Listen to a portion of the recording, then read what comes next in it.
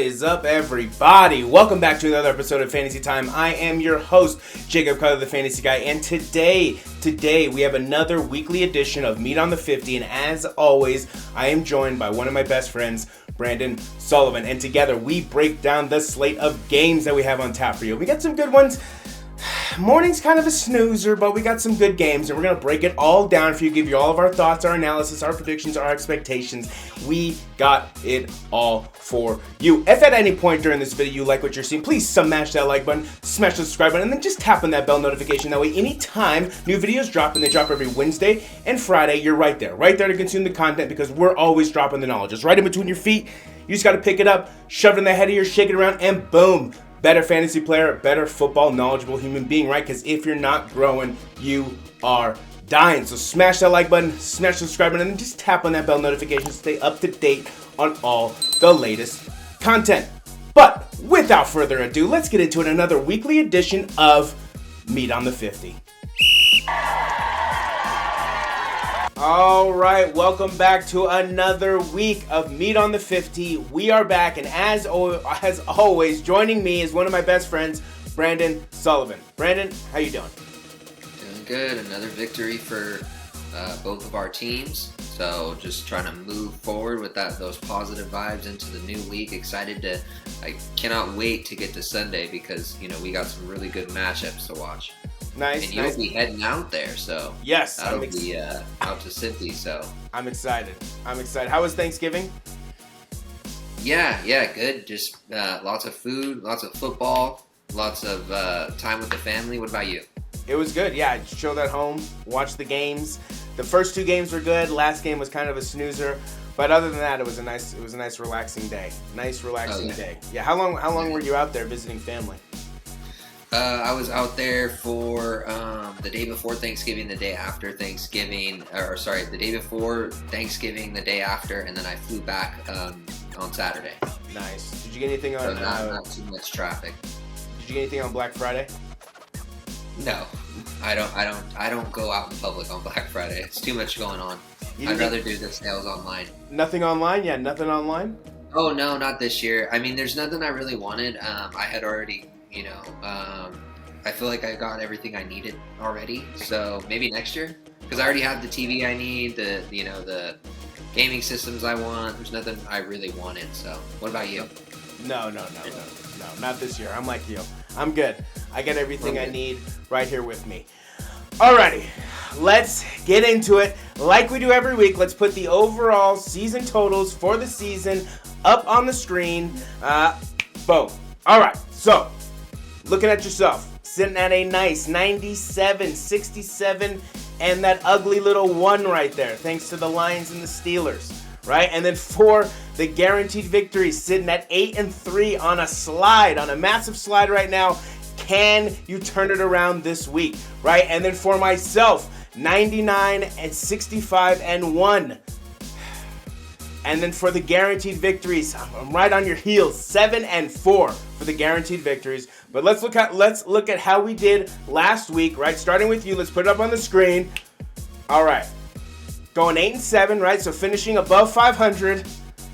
But the slide continues.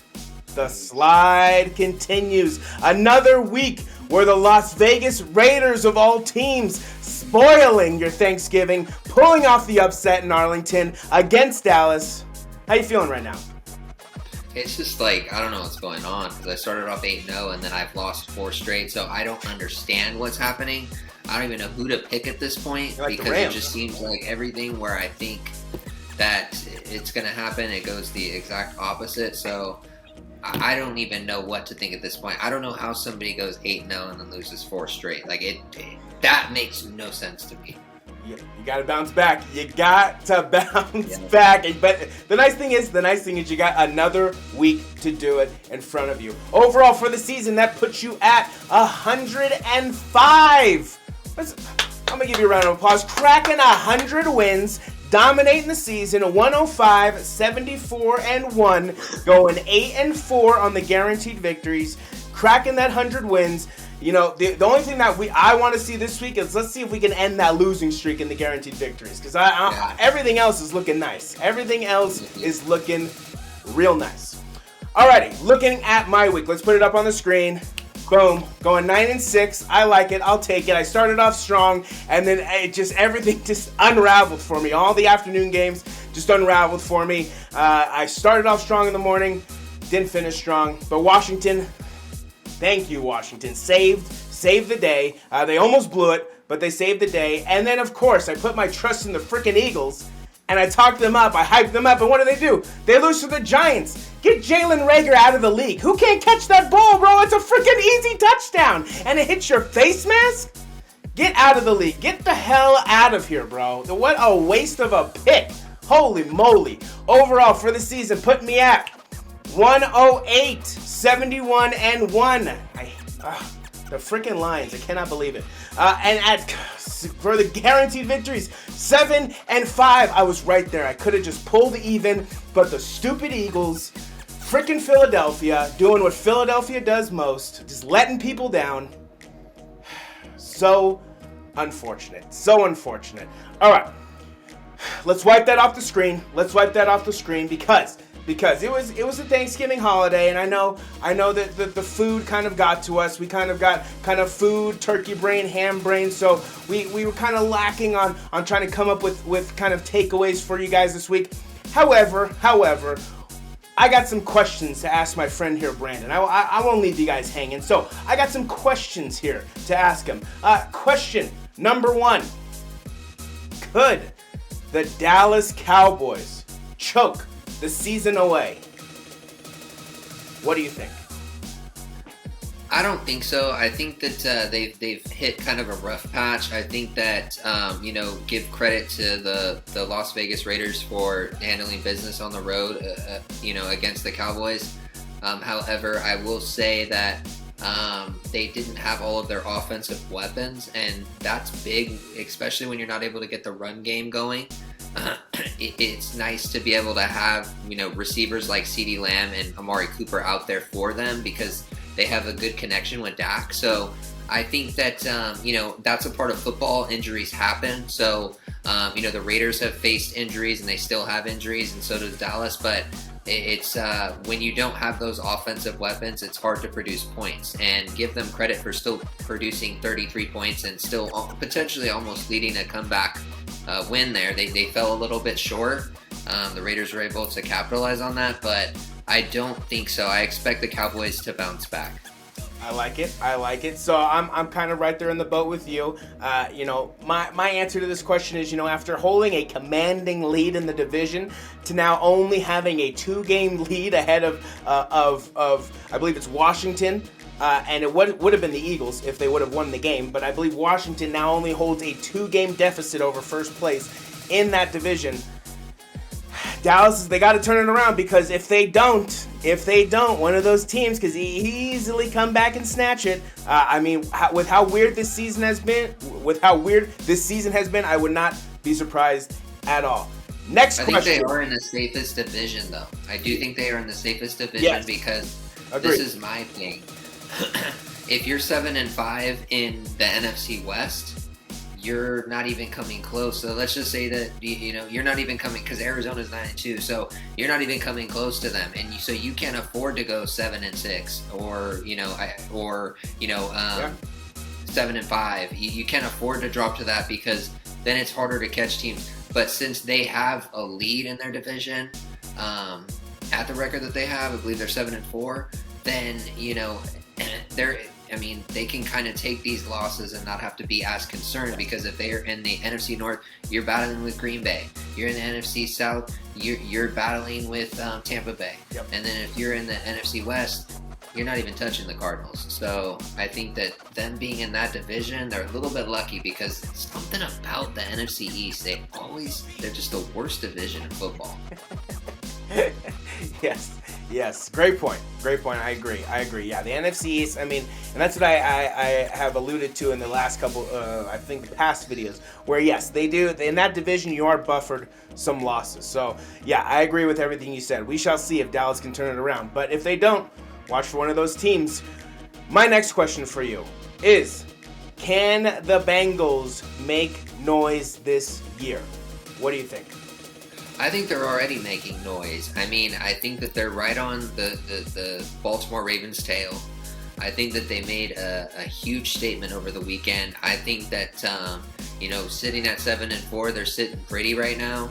I think that that's such a big turnaround from last year. They've exceeded all expectations. So to answer your question, I think that the Bengals already are making noise.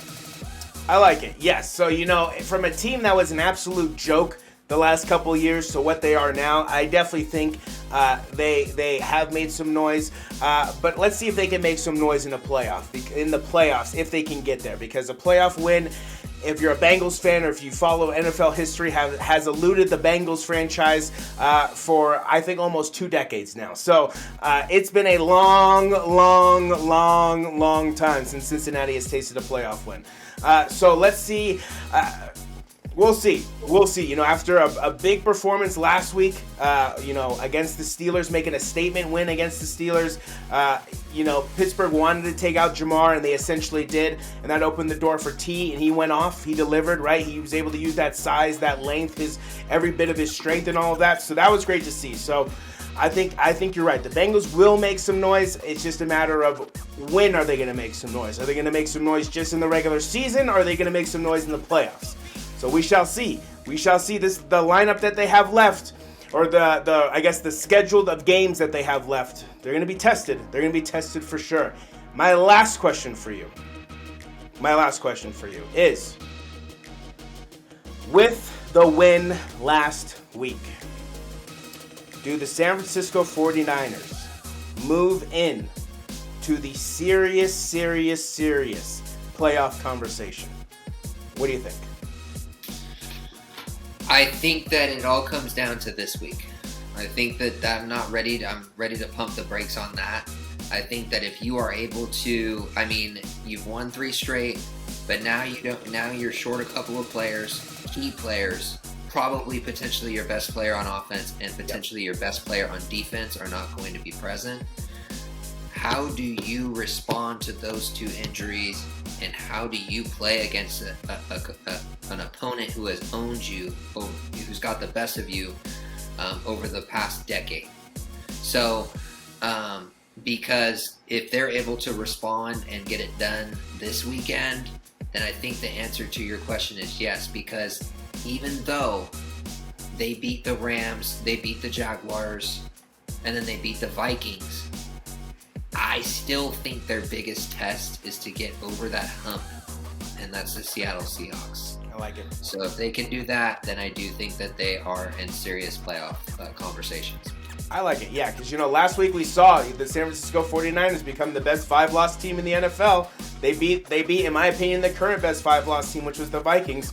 And after making a statement against the Vikings, it wasn't just like a super close win. They made a statement win against the Vikings. Now, unfortunately, right, like you said, that win comes at the expense of losing Deebo Samuels for a couple weeks.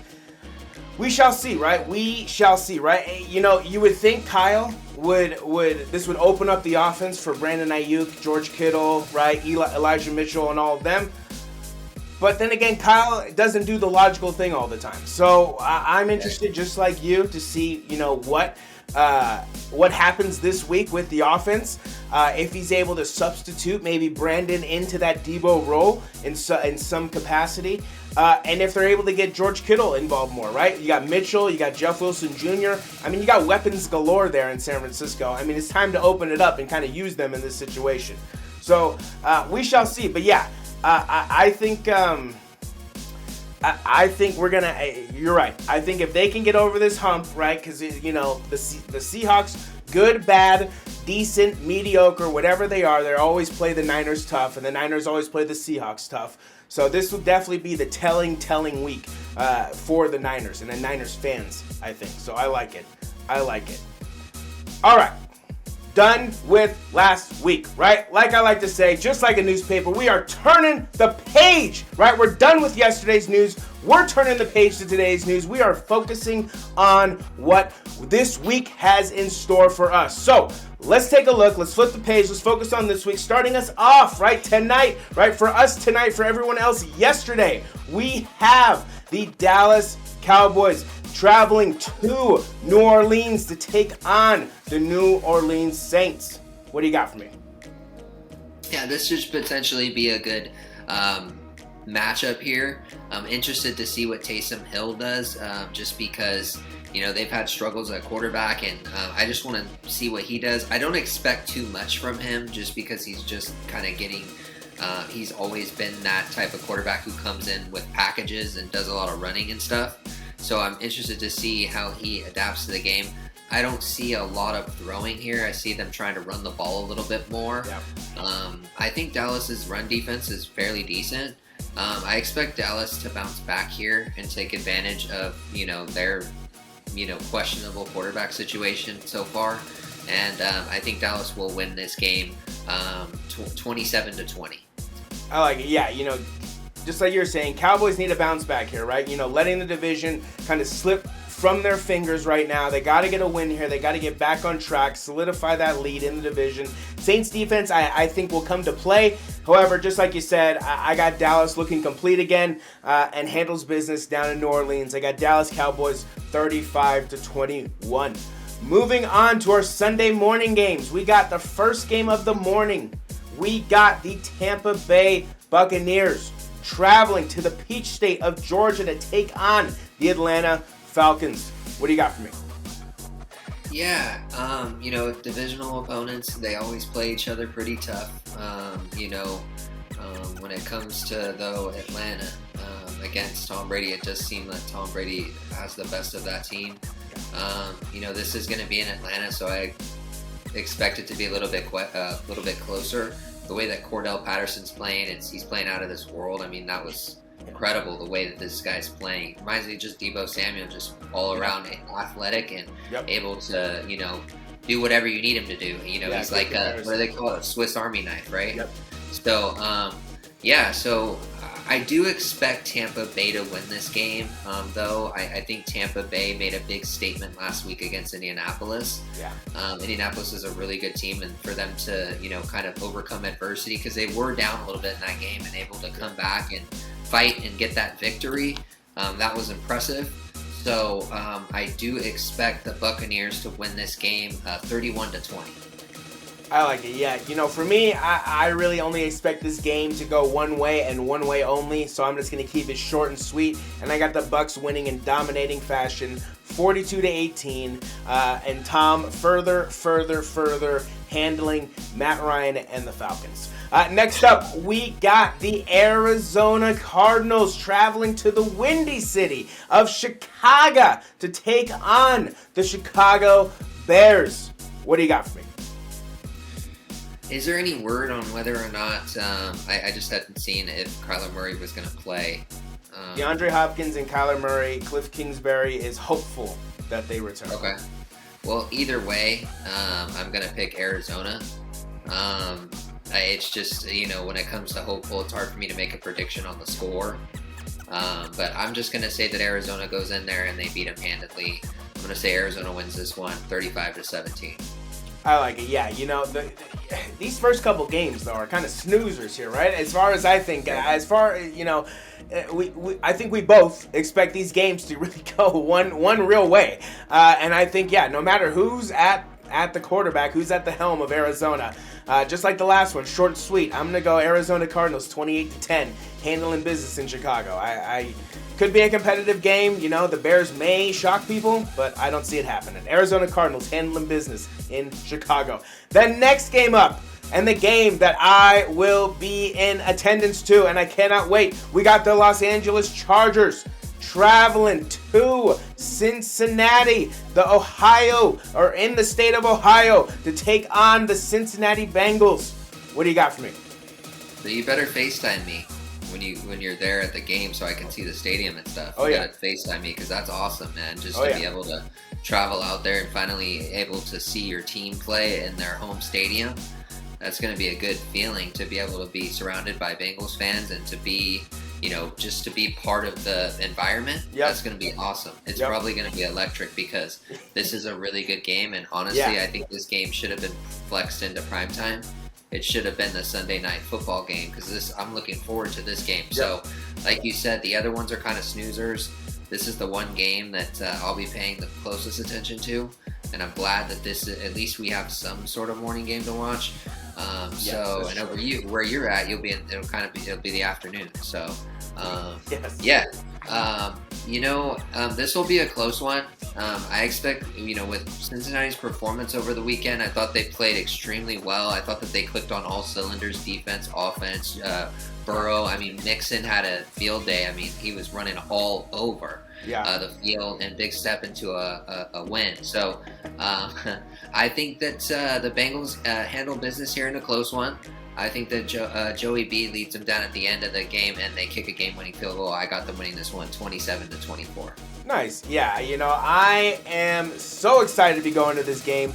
I'm super juiced to see these two QBs duel it out. And believe it or not, this was the cheapest game on the Bengals schedule. I don't know what's going on. But I also don't know what Charger team is going to show up, right? I was saying on my Tuesday episode, Justin Herbert and the Chargers are like a wave, right? They're good, they're bad, they're good, they're bad, they're good, they're bad, they're good, they're bad, right? Who knows what Chargers team is going to show up? For my sake, for my wallet's sake, I sure hope it's the bad Chargers team, okay? I sure hope the bad Chargers team shows up and the Bengals handle business. But just like you, my friend, I think it's going to be a very close game, and I got a 31-24. I'm going a touchdown difference. But I think this is going to be definitely the game of the morning. And to watch these two guys battle it out, right? Because, people don't talk about the storylines, right? Same draft QBs.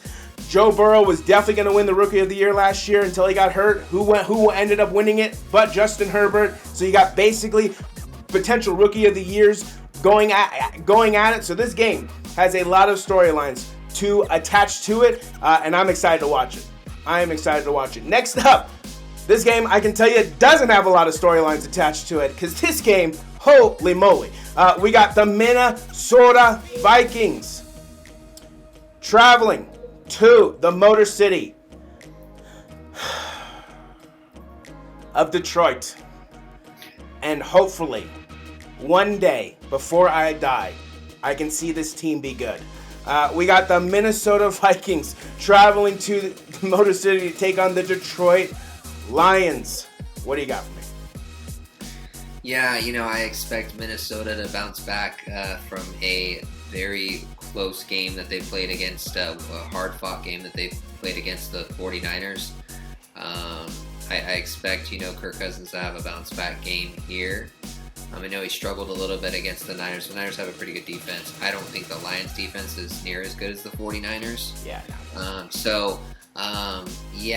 It doesn't. The Lions, it just seems like they can't get anything going for themselves, because on Thanksgiving they had opportunities to win that game and they just literally exhausted everything, and they're at home, so it doesn't even make a difference. So I'm going to pick Minnesota here. I think Minnesota bounces back, and they win this one 31-17. Yeah, these morning games, besides the game that we just talked about, are very underwhelming. This one for me is another short and sweet one. Vikings handle business even without Dalvin Cook, sending the Lions to 0-11-1. Minnesota Vikings, 28-10. Enough said.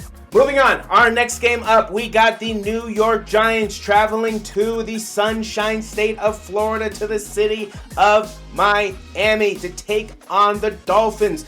New York Giants, Miami Dolphins. What do you got for me? It does seem as though that the Miami Dolphins have started to turn things around a little bit. And when I look at Tua Tagovailoa's stats, he's pretty accurate. He's, you don't see a lot of incomplete passes with him. His stat lines are, without looking, are pretty much like 22 and 25 or 21 of 24 for 200 and something yards. So he's pretty efficient. And so, and their defense is playing well. So I definitely expect them to beat the New York Giants in Miami. I do think that they'll win this game 28-24. Yeah, so to me, this one is actually the most interesting game of the morning because both teams have a boatload of question marks surrounding him, right? To me, the New York Giants are the only team I've ever seen that just wake up and are just like, oh, you know what? Okay, we'll be good today. We'll win the game. Oh, you know what? We'll be bad. You know what? We're just going to suck. We don't want to play today. They're the only team in the NFL I've seen that just decides to play well and then they win the game. I don't understand. So, With that being said, then you have the Dolphins, right, who had this horrible start, this horrendous start, right?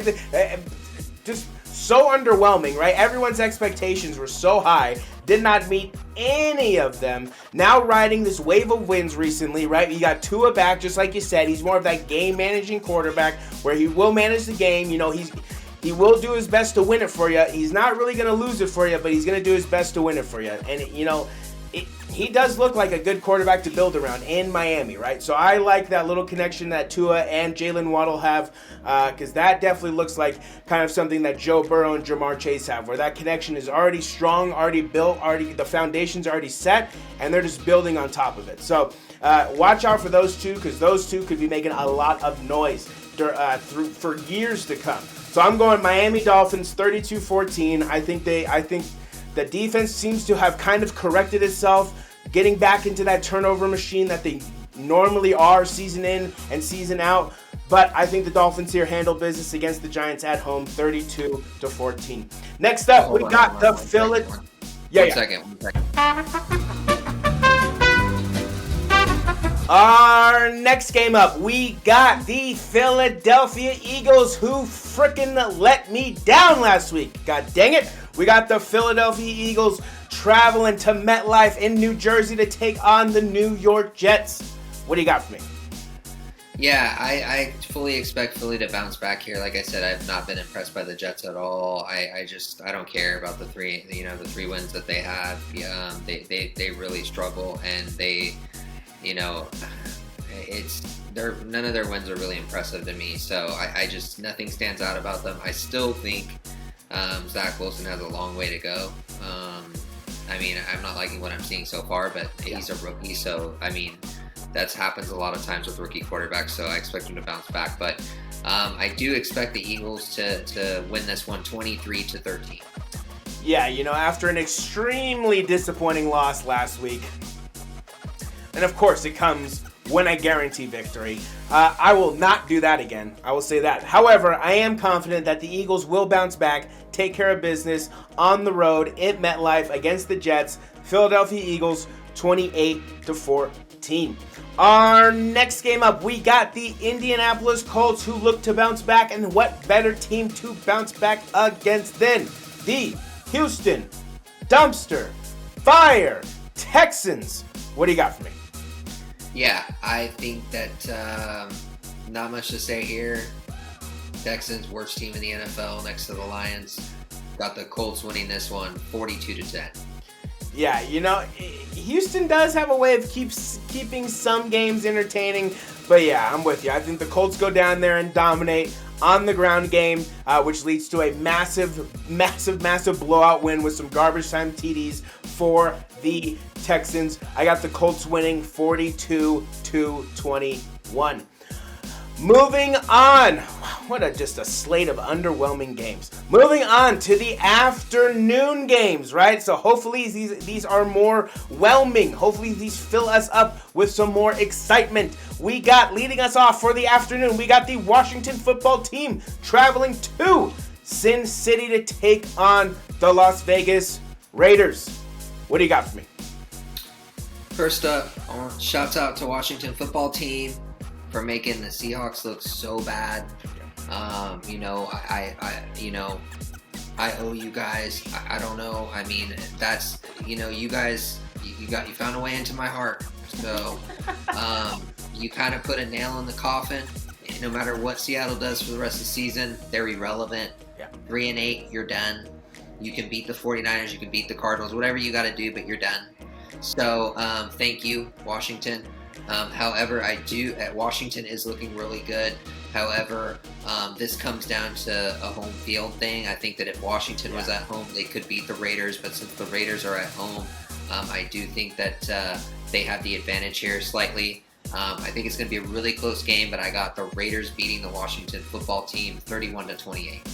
Yeah, great minds think alike, because this game, I'm right with you, right? This is another game filled with a bunch of question marks, right? Because we don't know what team is going to show up on Sunday from either franchise, right? I don't know what team's going to show up on the Raiders. I don't know what team is going to show up for Washington, right? This game is completely 50-50, but I am with you. I'm going to go with the home team. I'm going to go with the home team in a close one. I got the Las Vegas Raiders pulling it out, saving their season, winning the game 28-24 in a good afternoon battle. I think hopefully this has the makings of being a good game. Both teams are on the bounce back, the come up a little bit, so I'm hoping this is a good game. But Las Vegas Raiders 28-24 over the Washington football team. Next up, we got the Jacksonville Jaguars traveling to SoFi Stadium in Los Angeles to take on the Los Angeles Rams. What a game to bounce, what a team to bounce back against. What do you have for me? Yeah, I fully expect the Rams to bounce back, and this is my guaranteed victory. I do think that the Los Angeles Rams are going to beat the Jacksonville Jaguars 35-10. I am right there with you. I got in another easy one to call, right? Perfect game for the Rams to bounce back and get a much needed win after going on a bit of a slide, right? What better team to bounce back against than the Jacksonville Jaguars, right? So I got the Los Angeles Rams 38-10, dominating the Jaguars. Next up, we got the Baltimore Ravens traveling to Pittsburgh, the Steel City, to take on the Pittsburgh Steelers. What do you got for me? I'm surprised this one's an afternoon game, to be honest. It's Pittsburgh, so I don't understand. This is the East Coast. Is this? Should be Monday night, or it should be Sunday Night Football. Okay. All right. That makes no sense, but all right. Might as well. I mean, it's on CBS. You might as well put it on Fox. Let's just make it. Let's really change everything up. But yeah, I think that the Baltimore the Steelers Big Ben, it's your last year. You're done.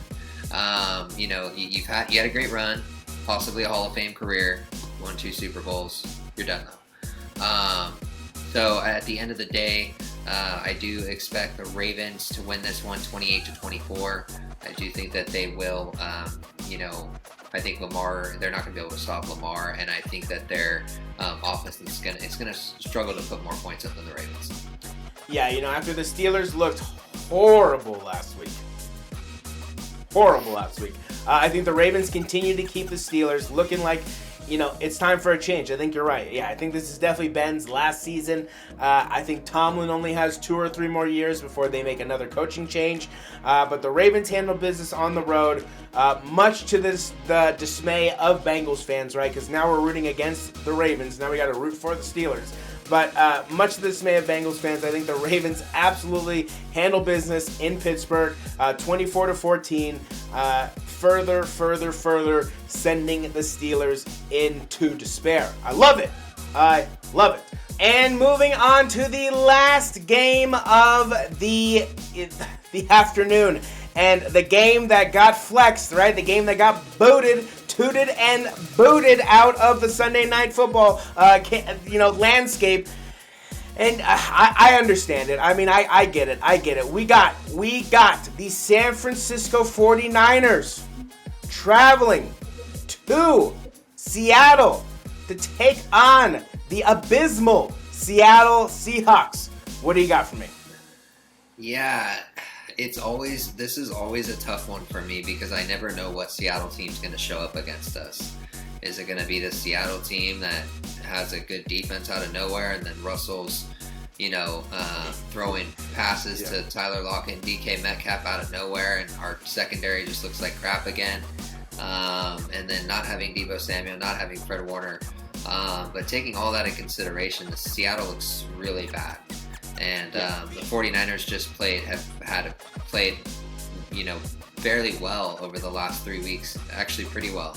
And we've continued to put up 30 or more points. Yeah. And so I think that our offense is playing well. And I think that, not having Deebo Samuel is one thing, but having Elijah Mitchell and still having, Trent Williams out there and having George Kittle and having Juszczyk and just Charlie Warner and some of these blocking tight ends and blocking backs and, pretty good line. Yeah.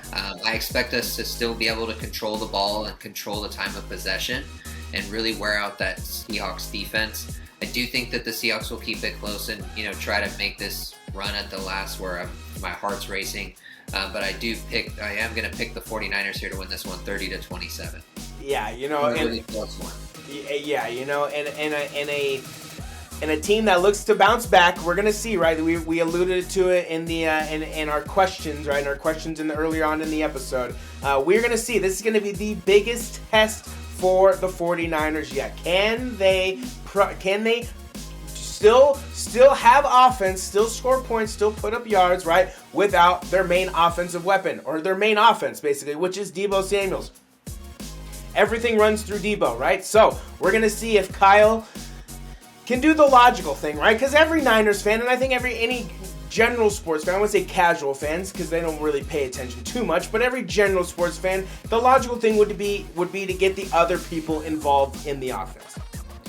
For whatever reason, Kyle thinks he's outsmarting everybody and doesn't always do the logical thing. So let's hope that he does do the logical thing this week and gets Ayuk, Kittle, Mitchell, Jeff Wilson Jr., right? All these guys more integrated and back into the offense and producing because they're all studs. They can all score and get yards and do everything that they need to do within their own right. So they got to do it. So I'm going 49ers.